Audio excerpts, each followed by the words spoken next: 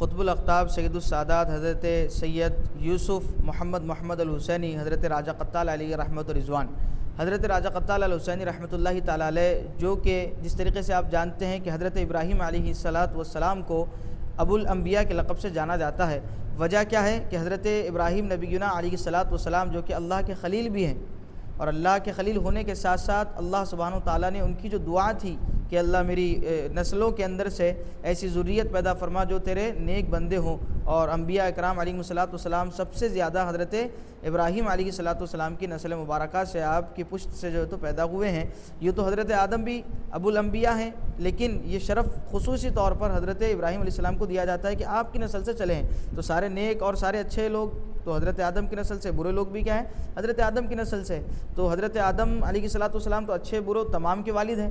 جتنی خلقت ہے سب کے والد ہے، لیکن حضرت ابراہیم علیہ السلام کو یہ شرف حاصل ہے کہ تقریباً انبیاء اکرام علیہ السلام جو آپ کے بعد ہوئے ہیں وہ تقریباً سیدنا ابراہیم نبینا علیہ السلام کی اولاد میں ہونے کی وجہ سے آپ کو ابو الانبیاء کے لقب سے یاد کیا جاتا ہے۔ اور اسی طریقے سے آپ دیکھیے کہ حضرت امام علی مقام سیدنا علی بن ابی طالب کرم اللہ وجہ الکریم رضی اللہ تعالیٰ عنہ، یہ سارے جتنے اولیاء اس امت میں پیدا ہو رہے ہیں، یہ سارے کے سارے تقریباً 80% سے زیادہ اولیاء اکرام جو ہے وہ حضرت علی رضی اللہ تعالیٰ عنہ کی اولاد پاک میں سے ہے۔ لیکن آپ دیکھیں گے کہ دکن پر خصوص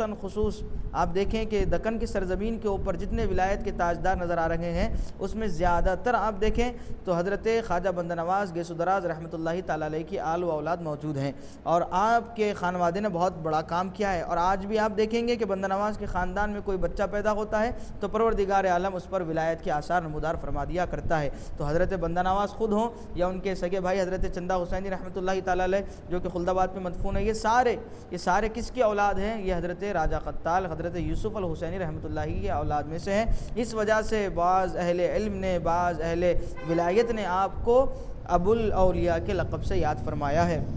تو حضرت راجہ قطال حسینی رحمۃ اللہ علیہ، اب راجہ قطال جب ہم کہتے ہیں تو لوگوں کو تشویش پیدا ہوتی ہے کہ راجو قطال حسینی رحمۃ اللہ علیہ تو ہمارے مصری گنج حیدرآباد میں مدفون ہے، تو وہ راجو قطال ہے اور یہ جو ہے وہ راجہ قطال ہے۔ اب یہ راجہ قطال کیوں ہے کہ آپ علی رحمۃ رضوان کے تعلق سے کتب تواریخ میں آتا ہے کہ آپ رحمۃ اللہ علیہ نے اپنے نفس کو، وہ نفس جو انسان سے جلدی قابو میں نہیں آتا اور جس کا آ جاتا ہے، اس کے بارے میں قرآن مجید میں آ رہا ہے قد افلح من تزکا، کہ وہ لوگ کامیاب ہو گئے کہ جنہوں نے اپنے نفس کے ساتھ جنگ کی اور وہ انہوں نے اپنے نفس کو ہرا دیا۔ قد افلح من تزکا، جنہوں نے نفس کو تزکا کر لیا، پاک کر لیا، صاف کر لیا، وہ لوگ اللہ کی بارگاہ میں کامیابی حاصل کرنے والے لوگوں میں سے ہو گئے۔ تو حضرت بندہ نواز گیس و دراز رحمۃ اللہ علیہ کے والد محترم حضرت راجہ قطال حسینی رحمۃ اللہ علیہ، آپ کو قطال کے لفظ سے یاد کیا جاتا ہے کہ آپ نے ساری زندگی اپنے نفس کے ساتھ جنگ فرمائی اور اس جنگ میں ہمیشہ آپ کامیاب اور کامران ہوئے، اور ہر جنگ کے اندر آپ کو فتح حاصل ہوئی نفس کے تعلق سے۔ اسی طریقے سے راجہ قطال رحمۃ اللہ علیہ کو قطال کے ساتھ ساتھ راجہ کے لقب سے بھی یاد کیا جاتا ہے۔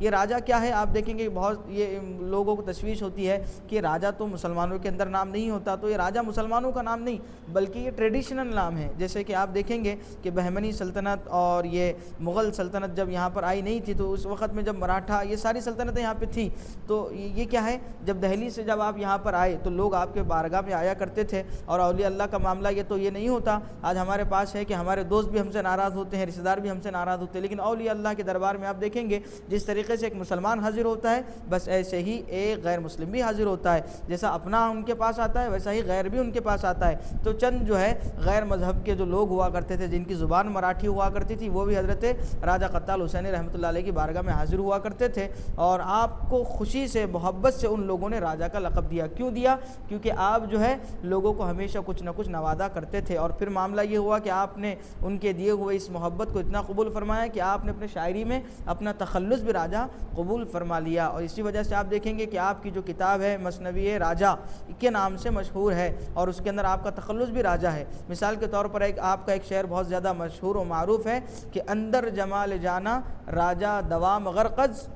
از فرح مراتب اندر جہان گنجت، کہ راجہ جو ہے حضرت راجہ قطال حسینی رحمۃ اللہ علیہ اندر جمال جانا راجہ دوام غرقز، کہ آپ جو ہے اپنے یار کے، اپنے محبوب کے جمال میں اتنے زیادہ غرق ہے کہ اندر جمال جانا راجہ دوام کرخس ازفر ہے مراتب اندر جہانا گنجت کے، اس کی محبت کی وجہ سے دنیا کی کوئی چیز ان کے دل میں نہیں آتی۔ تو یہ حضرت راجہ قطال رحمۃ اللہ تعالیٰ علیہ کا معاملہ تھا، اور آپ رحمۃ اللہ تعالیٰ علیہ حضرت نصیر الدین روشن محمود چراغ دہلی رحمۃ اللہ تعالیٰ علیہ کے مرید بھی ہے اور خلیفہ بھی ہے۔ تشویش میں یہ بہت آتا ہے کہ محبوب الہی کے حکم سے آپ آئے تھے، تو لوگ بہت ساری کتابوں میں یہ بھی ہے کہ محبوب الہی کے آپ مرید ہوئے، لیکن آپ خود اپنی کتاب تحفۃ النصائح کے اندر فرماتے ہیں کہ ہمارے مرشد حضرت نصیر الدین روشن چراغ دلی رحمۃ اللہ تعالیٰ علیہ، جن کا مدار مہرولی شریف میں حضرت قطب الدین بختیار کاکی رحمۃ اللہ علیہ کے مدار شریف سے کچھ دوری پر واقع ہے۔ تو حضرت راجہ قطال حسینی رحمۃ اللہ علیہ کیا ہے؟ یہ حضرت بندہ نواز کے بھی والد صاحب ہے، اور پھر ان کی نسل سے کیا ہوا؟ اللہ والوں کی ایک بڑی تعداد ان کی نسل سے پیدا ہوئی، چاہے آپ بدر چلے جائیں، خواجہ ابو الفیض کی ذات ہو تو وہ بھی کتنے بڑی کامل، پھر حیدرآباد میں آپ جا بجا دیکھیں گے، پھر خود گلبرگہ شریف میں آپ دیکھیں، چاہے ید اللہ حسینی ہو، فرید اللہ حسینی رحمۃ اللہ تعالیٰ علیہ، ایک کثیر تعداد میں اولیاء اکرام حضرت راجہ قطال حسینی رحمۃ اللہ علیہ کی آل پاک میں سے اللہ تعالیٰ نے پیدا فرمائے ہیں۔ تو معاملہ کیا ہے؟ اللہ ان پر بھی مہربان، ان کی نسلوں پر بھی مہربان، اور جو ان کا ذکر خوشی اور محبت کے ساتھ نسبت کے ساتھ کرے پروردگار ان پر بھی مہربان ہو جایا کرتا ہے۔ عزیزان محترم، تو 5 شوال المکرم جو ہے یہ حضرت راجہ قطال حسینی رحمۃ اللہ علیہ کی یوم وصال کی تاریخ ہے۔ آپ رحمۃ اللہ علیہ نے سارا رمضان اللہ سبحانہ و تعالیٰ کو راضی کیا، اور رمضان میں اللہ سبحانہ و تعالیٰ نے آپ کی روح کو قبض نہیں فرمایا، اور اس طریقے سے آپ کو پروردگار کے عالم کی بارگاہ میں حاضر ہونا شرف ملا کہ آپ نے سارا رمضان اللہ کو راضی کر لیا، اور جب پروردگار راضی ہو گیا تو پھر خوشی خوشی آپ اللہ کی بارگاہ میں اس کی مرضی اور منشا کے مطابق 5 شوال المکرمہ کو آپ کا وصال ظاہری ہوا، پردہ ظاہری ہوا، اور آپ رحمۃ اللہ علیہ کی عرس شریف آج بھی جو ہے 5 شوال المبارک 4 شوال کو آپ کا صندل مبارک نکلتا ہے، جو کہ حضرت سلطان العارفین حضرت برہان الدین اولیاء غریب رحمۃ اللہ تعالیٰ علیہ کے آستانے سے برآمد ہوتا ہے۔ بعد نماز عصر کے وہاں پر سما خوانی ہوتی ہے، اس کے بعد مغرب کے بعد صندل شریف کا جو ہے وہ نکلتا ہے جلوس، اور اس کے بعد جو ہے عشاء کے بعد سما کا پروگرام حضرت کی خانقاہ میں، حضرت راجہ قطال رحمۃ اللہ علیہ کی خانقاہ میں ہوتا ہے، اور آپ دیکھیں گے کہ زیادہ تر حضرت بندہ نواز گیس ادراز رحمۃ اللہ تعالیٰ علیہ کے جو جانشین ہوتے ہیں وہ بھی وہاں پر حاضری دیتے ہیں، اور ایک کثیر تعداد میں لوگ وہاں پر حاضر ہوتے ہیں۔ اللہ سبحانہ و تعالیٰ ان تمام بزرگوں کا فیض ہماری زندگیوں میں بھی جاری و ساری عطا فرمائے، اور ہم تمام کو ان کے نقش قدم پر چلنے کی توفیق عطا فرمائے۔ والسلام علیکم ورحمۃ اللہ وبرکاتہ۔